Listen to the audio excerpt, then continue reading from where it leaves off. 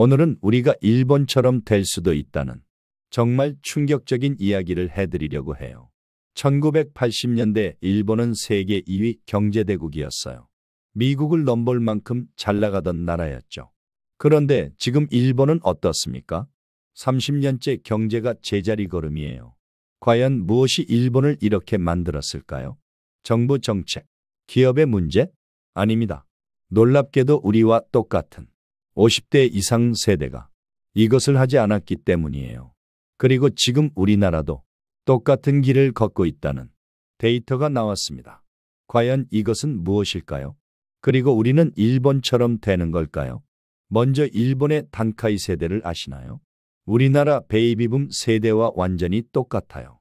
1947년부터 1949년 사이에 태어난 일본의 전쟁 전후 세대죠. 이들이 경제 활동을 할 때는 일본이 정말 잘 나갔어요.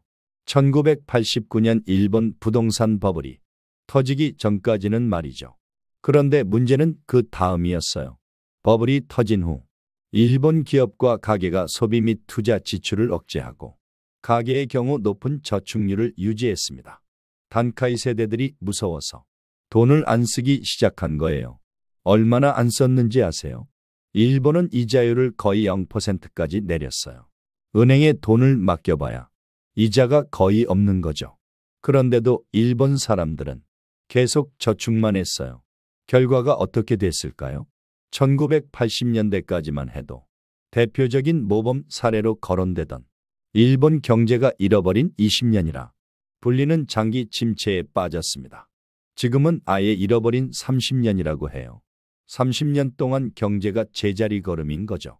그럼 우리나라는 어떨까요? 혹시 일본과 비슷한 길을 걷고 있는 건 아닐까요? 통계를 보면 정말 놀라워요. 우리나라 50대 이상 베이비붐 세대의 저축률이 계속 높아지고 있어요.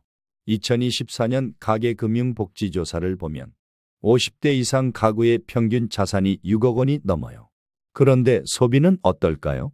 50대 이상이 전체 인구의 40%가 넘는데 소비 비중은 30% 정도밖에 안 돼요.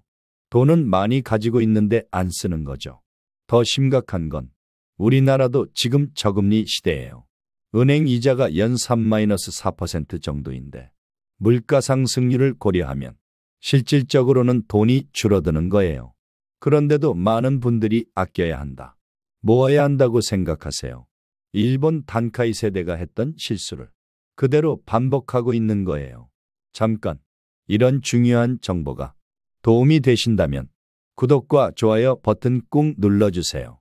우리 시니어가 꼭 알아야 할 돈과 관련한 이야기를 계속 전해드리겠습니다. 그럼 우리는 어떻게 해야 할까요? 여기서 정말 중요한 이야기를 해드릴게요. 첫 번째, 시간이 얼마 남지 않았다는 현실을 받아들여야 해요.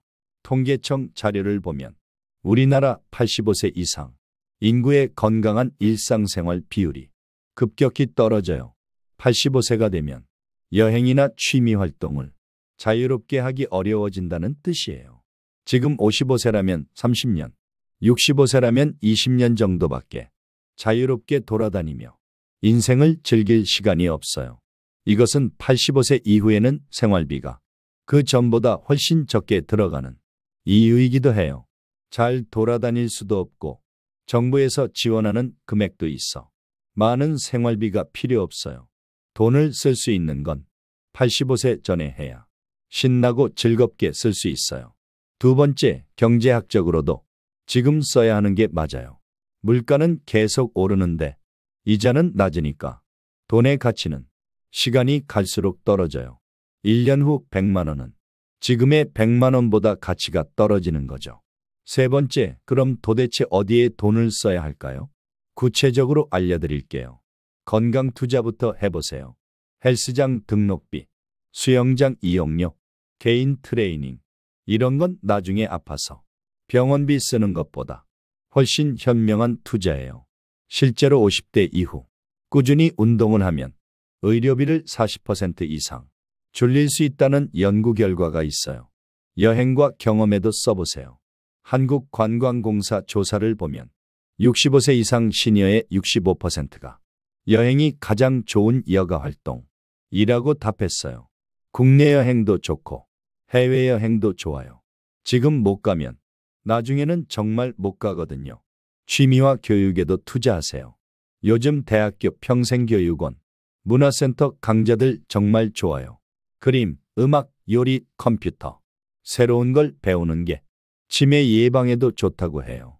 그리고 이게 가장 중요한데 가족과의 시간에도 아낌없이 쓰세요.